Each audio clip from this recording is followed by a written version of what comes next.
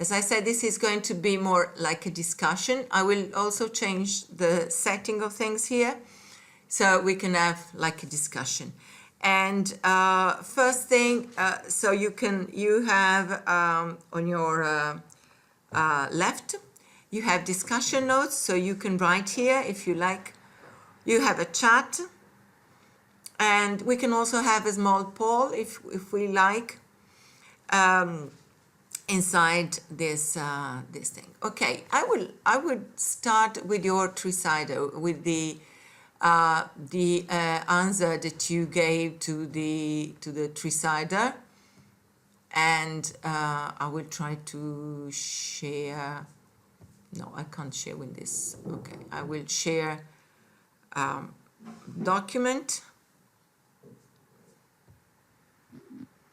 I prepared a sort of summary of your answer to the three-sider, yes, and I will show you. I tried to make sense in a way of what you wrote, because what you wrote was just your thoughts as they came. So I divided the things that you highlighted in the three-sider, oh, today I can't say it, into how games can help educators.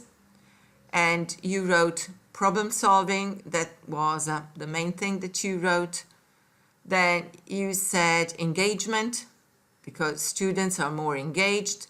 Usually they tend to get bored by lessons and they do not pay attention very long. This is a problem for most of us, really, that students cannot have got a very short attention span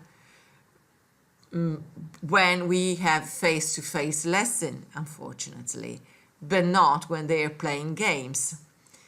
Right.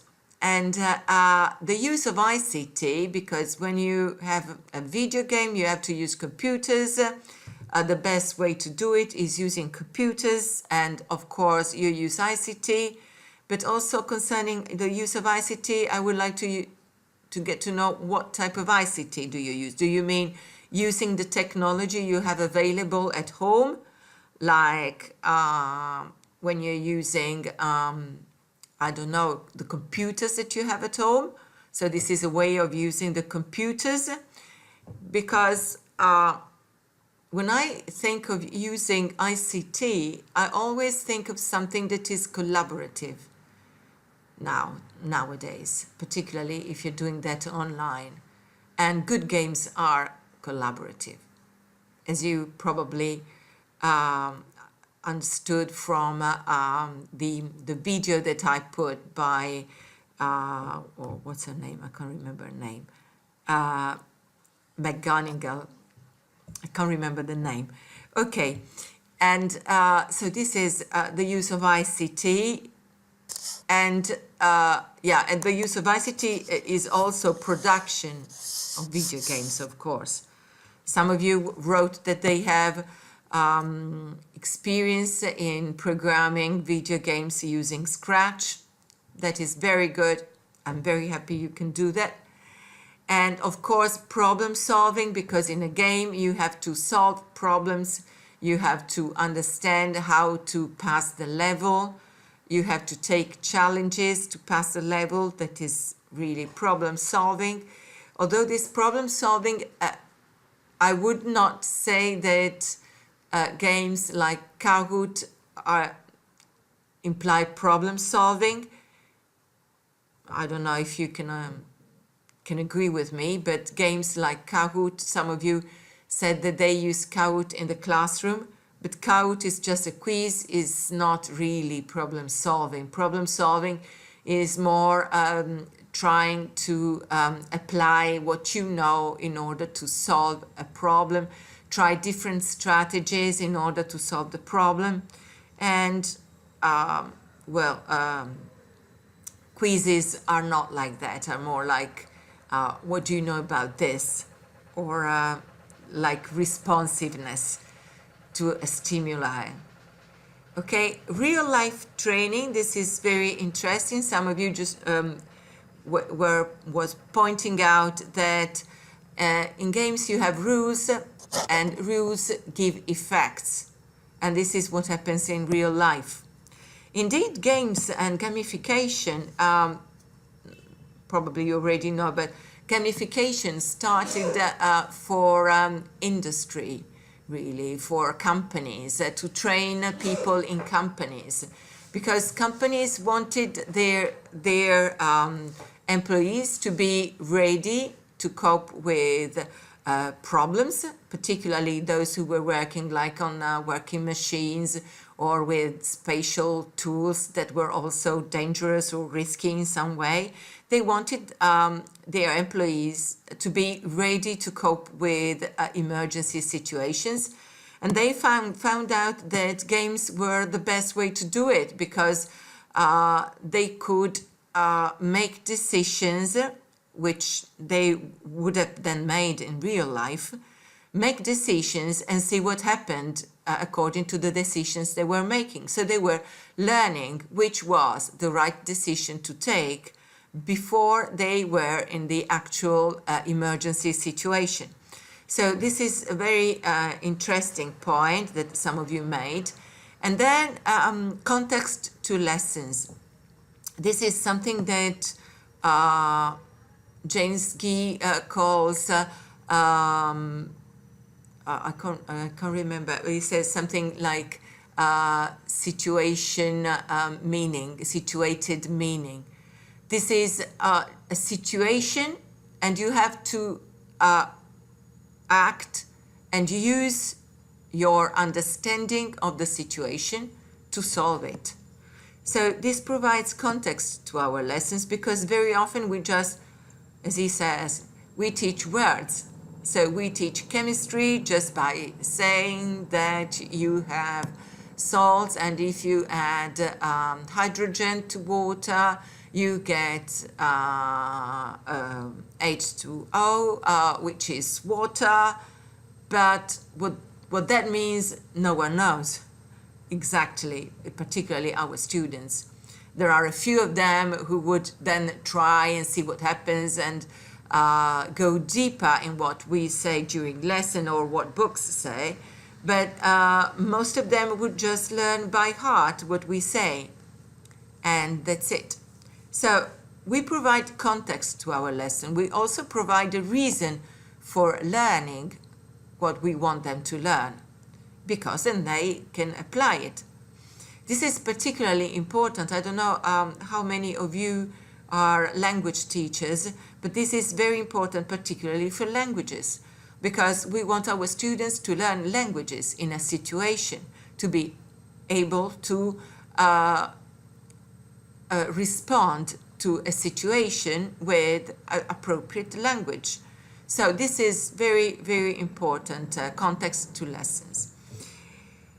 Now, next I said, why are games so magic? Why do games can play this magic in education?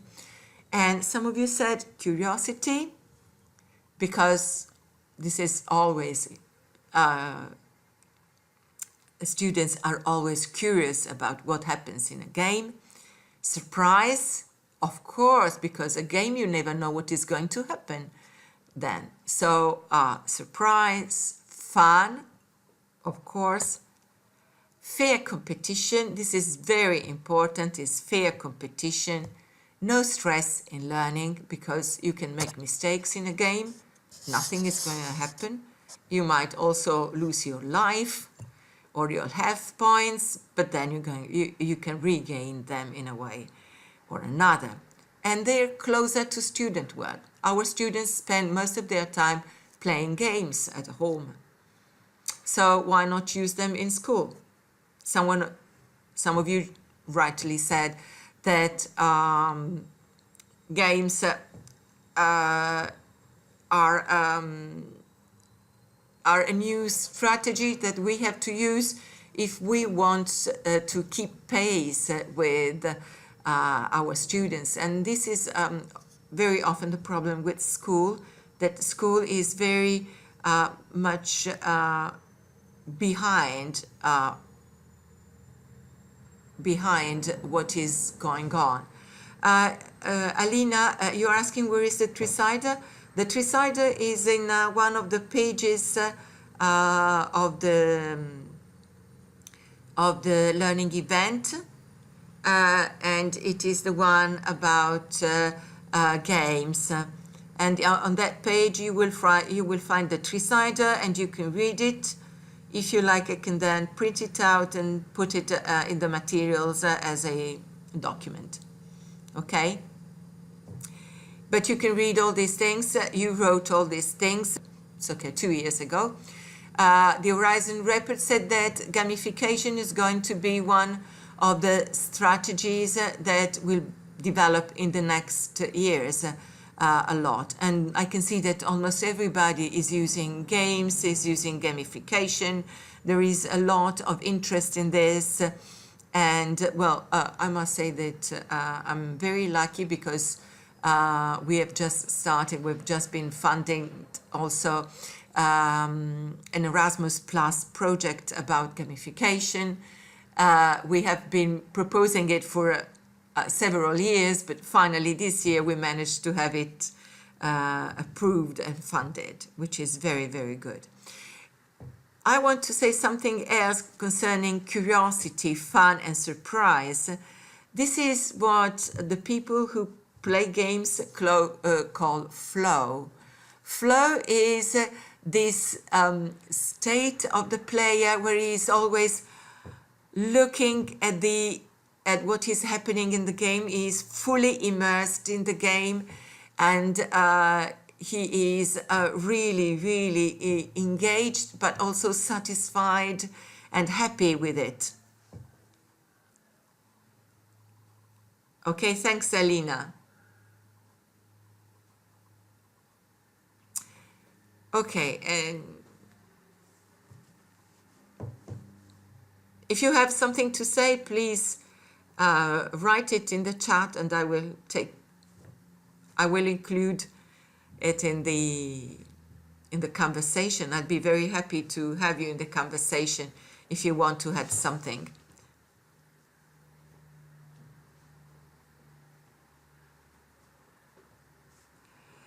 Okay, I see what you're writing. Some of you are writing. Okay, so this is the features of games, but I was very happy also to see that some of you were stressing the risks of games.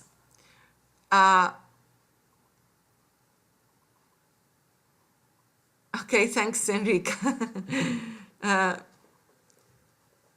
No, okay. Yes, some of you stressed what are the risks of games. The risks of games, some of you were learning, were thinking, once students if they keep playing games, they won't think that learning is something serious, that they are really in school. They would think that they are still playing, just playing. But what is playing? We learn by playing. I don't know how many of you, when they were children, they were playing with dolls. If they were girls, they were playing with dolls. And what was it? It was just learning how to be mothers, how to care for the children. They were playing dolls. Or they were playing, when I was very young, we were playing something that we called the ladies. We were pretending to have tea together with other children, and to do like moms do when they meet. They have tea and they have a chat and talk about their children. And so we were training to be adults. And this is what yes, Jovita, you collaborated in it already. Yes, probably some of the things I mentioned is something that you wrote in that recital. Yeah, so we were playing, but I think that no one has ever thought that that was not serious, or when they grew up and they were in the situation to talk with or to care for their children, they thought, well, this is just a game because, well, I played it when I was young. So no, I think that this is not really a risk. Although there are people who think that learning is must be boring. I think there are a lot of teachers who still important for learning. Instead, it is exactly the opposite. You only learn what you're interested in. You only learn what raises your curiosity. So I think that the fact that they won't take learning seriously is not really a problem with using games in school. And another risk is that they would think that everything is just a game. It is the same. It is not just a game. And then, of course, the reason that something that you should never do when using games, and I found it out myself from my experience, is connect the final marks or assessment of a student with their results in games, in playing games. This is something that you should never do, because games are games and they can be used as, say, formative assessment, if you understand that. Formative assessment is more like checking what your students know and find out what they need to go deeper, to learn better. While the final marks cannot be based just on the games they play. Okay, you can have also games. Kahoot can be a game, Enrica. Yes, it is a game, but it is very different, but it does not have all the features of a game that I've been talking about. For instance, for problem solving, Kahoot, yeah, but it is more of a quiz. So it implies a quick response. It is not really thinking over a problem, trying different strategies. You cannot find different strategies, try different strategies in Kahoot. You have very limited time and you have to just push the right button to answer. So quizzes are games, but are a different type of game. It can be very good for making more lively a lesson, but the games I think of are more like role-play games or escape rooms, things where you have puzzles to solve, you have challenges to pass, to complete. This is the type of games I'm thinking of. And you get experience points, you can use your powers, you can join with others to solve the problem, and you can ask for the help of others to solve your challenge. Okay, this is what I was thinking as a game that has all the features that we were talking about. A context, if you think, for instance, also for the context of lessons, in a Kahoot, okay, it is just a way of making your lesson more lively and to check the understanding of what you said, but it doesn't provide much context. When I talk about context, I mean a situation, really. A situation is like what they're talking about assessing in reality. This is what more what I'm thinking of.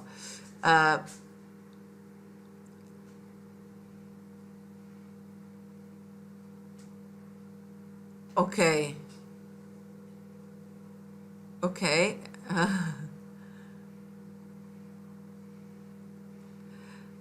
Yes and no, definitely it can be used. A game can be used for competence evaluation, assessment. No, not just for skills. Definitely for competence, because in a game you have to apply your knowledge. And this is the point of competence. Competence is the ability to apply your skills and your knowledge. So it is not jumping skills or whatever. No, it's about competence, because what you propose in a game is not exactly what is written in the page of your book or what you said during lesson. It is a different situation. So they have to apply their knowledge to solve the challenge in the situation. Okay. Yes, okay, yeah, I understand. Yeah, that is exactly the way you should use it, Enrica, for assessing yeah, if they read a book, if they know the subject they're talking about, that is okay. It's a quiz, Kahoot. Although it is very well done and you can get the results, it's very stimulating for students. Well, I use it also a lot for testing grammar, particularly if they have to reorder sentences, or for instance, for training verb paradigms in English, which is usually very hard for them to learn. And this is a fun way of learning them, but it is not really a game, it's more quiz. Okay, so, what else? I would like to know if any of you has used multiple player games in their learning, in their lessons. If you have, you can raise your hand. To raise your hand, you have to go on the orange bar, and you see that there is just a man, and you can raise your hand. Pascal, concerning games are only for training, yes, games are only for training. Yes, they are for training, but also for learning. And they can also be used to present a lesson or a new topic, a different way of presenting a topic.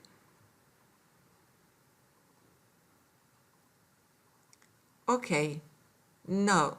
Can you raise your hand if you have used multiple player games in your classes? No. Okay. I have used multiple player games, and as I wrote in my presentation as a game master, I used a tool that is called Classcraft, and it is very, very interesting because the students can choose a role, and then they can play it, and you give them challenges that they have to solve, and very often, and you can give challenges that they can solve all together in a team, or they can solve individually. And then you have, you can always do things like individually or as a team. You also have a quiz that is called a boss fight, because in games you sometimes do have boss fights. A boss fight is a quiz, and the quiz too can be done as a team or as an individual player. What is the difference between doing it as a team or doing it as an individual player? If you're doing it as a team, they can help one another to give the right answer. And if they fail, the whole team suffers the failure, not just one. And it is very nice that they have different roles, and each role comes with different points of experience, and also health. So it means that, for instance, a warrior has got more health and less experience than a magician who has got more experience and less health. And so you need a warrior to protect a magician, and you need a magician to help heal a warrior when he gets wounded, that is, when he fails. And you're using Classcraft, okay, great. Yeah, so you know it, Rosanna. Rosanna, okay. Yes, it is very, very nice. Students love it. And yeah, I'm happy to know that you're using it in high school. No, I'm using it for your challenges. They have challenges and they have levels, and I set each level to a certain number of experience points, so that they have a number of quests or challenges or yeah, that they have to pass, and with each challenge I give points, and once they have the number of points, they can go to the next level where they have yeah, it's very, very good. If you like, Pascal, I can send you a ticket for like a discount, because unfortunately the only problem with Classcraft is that you have to pay for it. So yes, you have to pay for it. That is the only problem with Classcraft, and it is not free, unfortunately, completely free. I mean, you can try it, but it is limited in the number of, I think, in what the students can do and what also the teacher can see from the students. Yeah, I will send you, but it is very, very, very good. And Pascal, since it is Canadian, they also have training in French. They have training in French and in English, training sessions. And this is one. And then I also tried Minecraft in multiplayer mode, which is also very, very interesting, because my students were building their ideal school with other students in Portugal, and they were working together on the same server, so on the same land. Minecraft, for those who don't know it, is a sort of three-dimensional Lego in the virtual world. So you have small cubes with which you can build your world. You can build different things, and you also have different materials you can use to build. You have different playing modes, so you can play in different ways. But they were playing in creative mode, and they were all on the same server, and they were and you also have a chat that you can use as you're playing, so that you can talk to the others. This was very, very good, because they were actually playing, but they were using their knowledge of geometry, because they had to create the school. So they had to plan first. They were starting from the foundations, and they were laying the foundations. Which game, Enrica? Do you want to know if it is free? Classcraft has got a free trial. Minecraft is not free, but instead you can use this one, which is free. I will write it. Mindtest. Mindtest is free. Is an open source version of Minecraft. You can download it. It is very, very similar.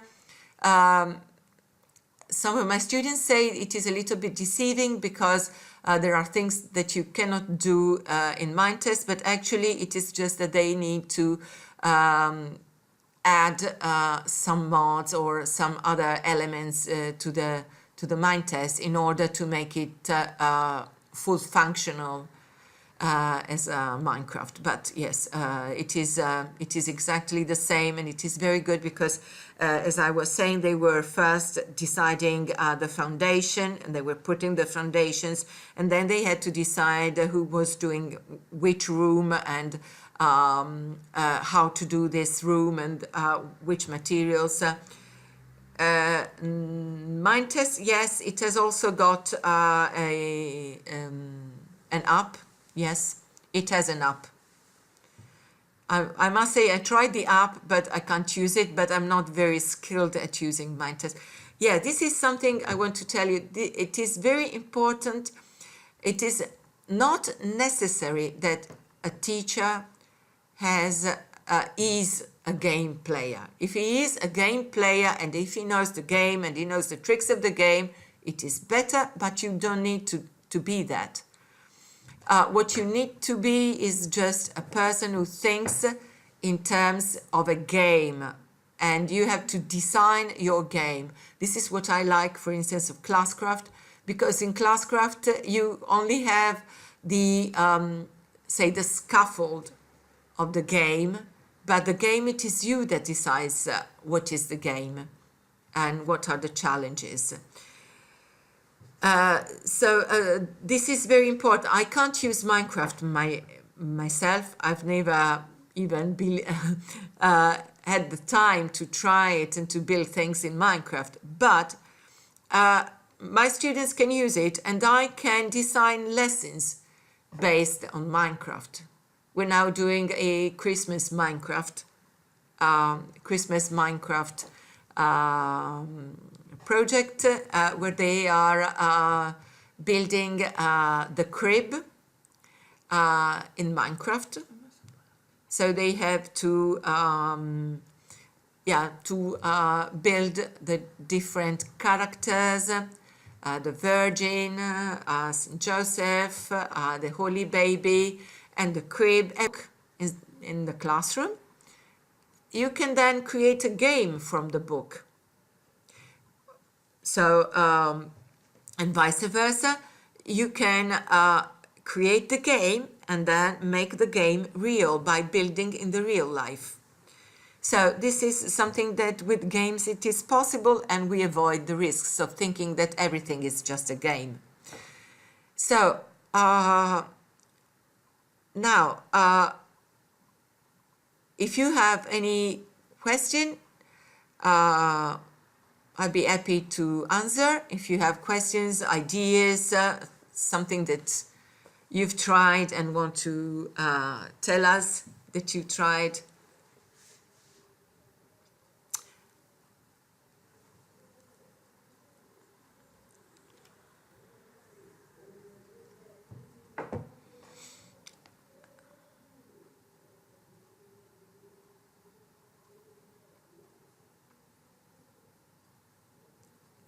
Enrica is typing, we tried as if we were students. Yes, this is what I'm doing with Mindtest. I tried, but I never get enough time. Yes, I will. The final game, the final online meeting will be a game. Will be a game we shall play online. No problem. No problem, Enrica. I've already thought of that. If you look at the schedule, the last meeting is the last online meeting is Let's Play It eTwinning Way. So we're going to have an online escape room, so you can see how to use it also in eTwinning projects. But okay, now I would like to tell you something about the next steps that we're going to take in the course, in this learning event.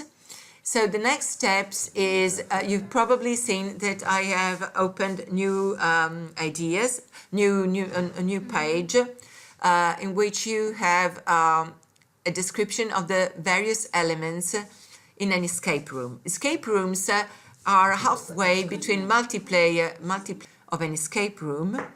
And on that page, you will also find what I called working document.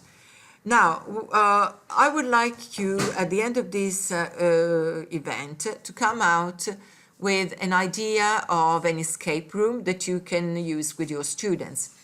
So I prepared, this is a PowerPoint, and you will see that if you try to open it, it will ask you to make a copy. You can copy it in your drive, and you can fill it in as you like. Fill in with the various elements and the story, and you can start thinking of the story. And you can do that. I would much appreciate it if you do it in groups. That is why I also opened a forum where you can write the thread of your idea as a thread. I've seen that there are already some threads open. Enrica wrote a thread and would like to have an escape room about, I think, maths, Enrica, if I'm not wrong. And another one, a STEM, yeah, STEM in general. And another one is about English for 11, 12 years old. So, yes, so write your idea and look at what others suggest and form groups. Of course, it is good not to form two big groups, like 20 people in the same group. It's not very, very good. But if you can be like 4 or 5 in the same group, thinking of the same escape room, this can be a good number to start with. And so you can use this document, you can share this document with your teammates and start thinking, adding and modifying it. And as we go on, okay, if nobody shows up, I'm sure, Enrica, that somebody will show up in the groups, because there are a lot of people who are very active. Also, the people who are here, I think they can join. So, and there are other STEM teachers. In case if no one wants to plan an escape room on STEM, you can join someone else and add something that is STEM in their escape room. Why not? So I would like you to prepare these escape room plan, and we will see. And if you have any question, or if you have problems, you are stuck, or you can't understand exactly what to do with this document, I also added a forum where you can write your questions or even your suggestions. I mean, if you have anything to suggest, and I don't know, a theme, a topic, or something, you can go ahead. Please do it. So now, please try to get in groups.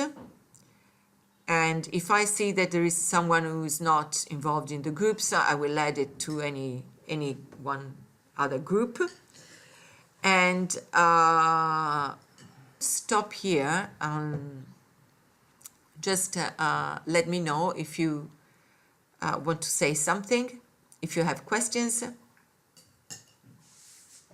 Yeah, Enrica is asking if anyone in this live event is teaching STEM.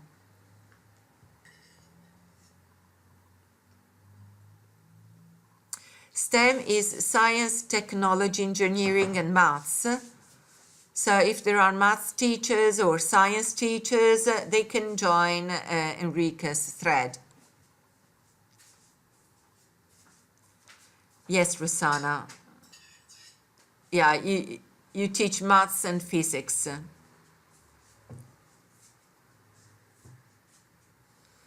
Others are typing, I'll let you know. So we have Emanuela. I teach other subjects. Which subjects do you teach, Emanuela?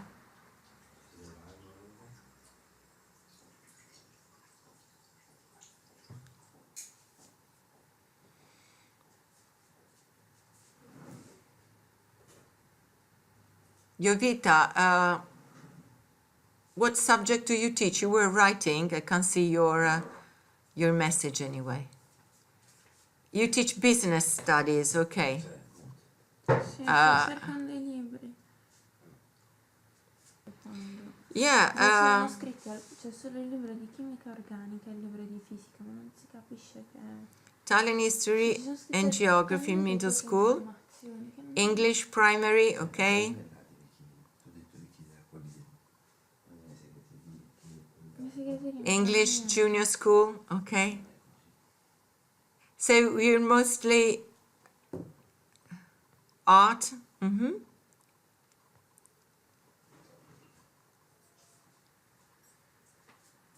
English secondary.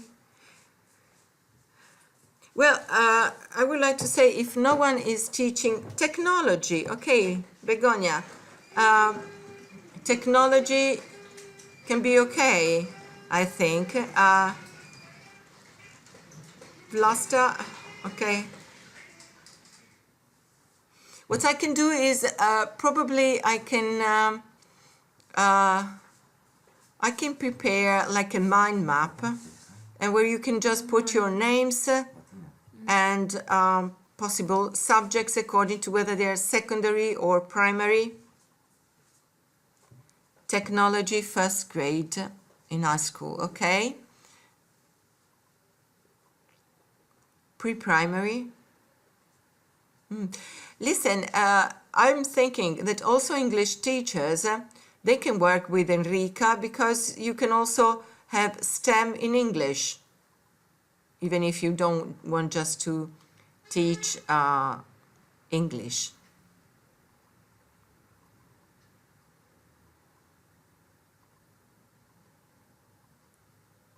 Okay, then I will try to organize this, and I will put a page for team up, and where you can just write the names of who teaches what.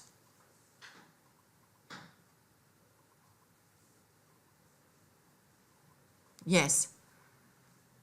You can think of something that is cross-curricular. Okay.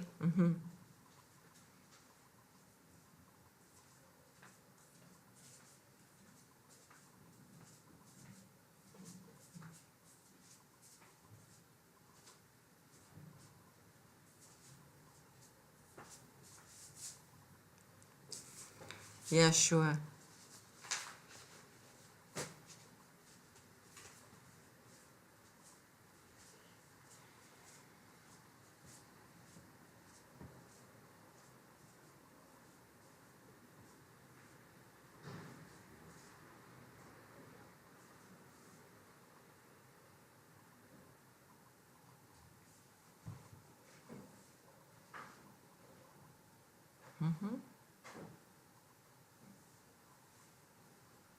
Okay, so let's say I will try to set up this mind map so you can find out who teaches what, and you can add your names to the mind map so that you know also how to form groups, and then you can also join cross-curricular activities if you like. Okay.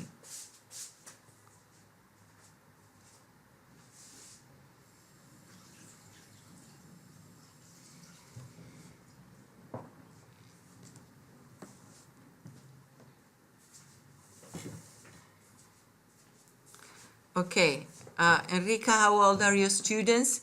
The students are, yeah.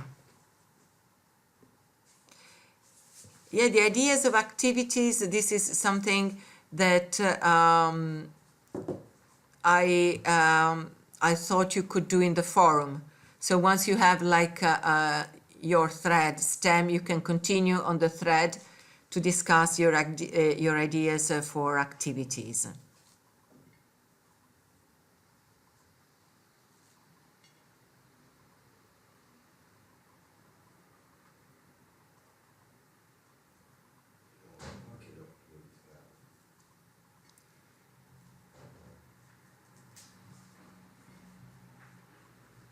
Okay. Okay, great. Great, Emanuela. What is the topic you're thinking of working about? The theme? Christmas. Okay, yeah, good. A Christmas escape room. Great.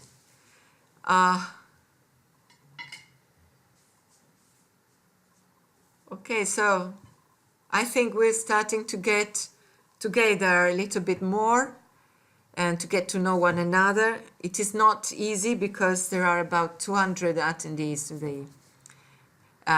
in the group, so there are a lot of people. I'm sure that you will, Enrica, it is not easy, it is not difficult to find people who teach your same subject and the same level, because you have really so many people in this event. It is almost impossible. Yeah. Yeah, Christmas is a great topic. Numbers. Okay.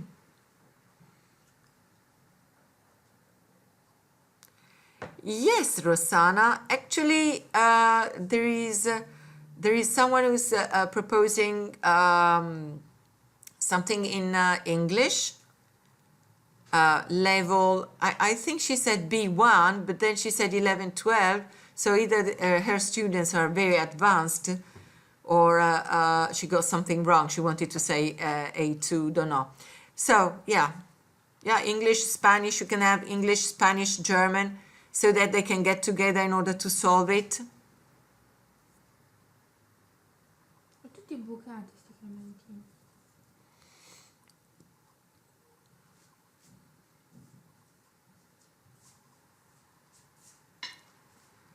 Just use your creativity for this, because you can do really anything with escape rooms.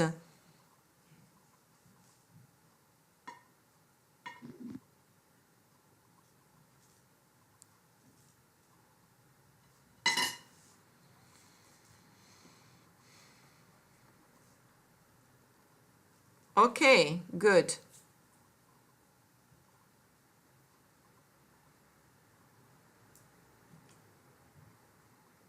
Yeah, okay, sure.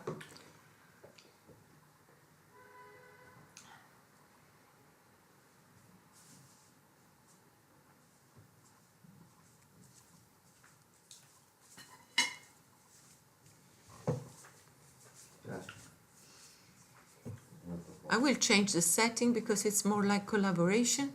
Ah, ma non potrebbe durare. Cioè un giorno finisce con Antonio in casa. Proprio sì. No. Okay. Let's go back to where we were. Okay. I say we can. Yeah. Okay. We can stop here. Okay. Thank you, Emanuela.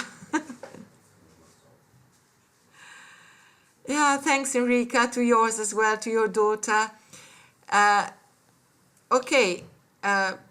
So I would say goodbye. Have a good Sunday evening, and see you in the course again. And if you have any question, please just send a message in the forum if you want to know if you are on track, if you're not, what you should do. Okay? Bye bye, everybody. And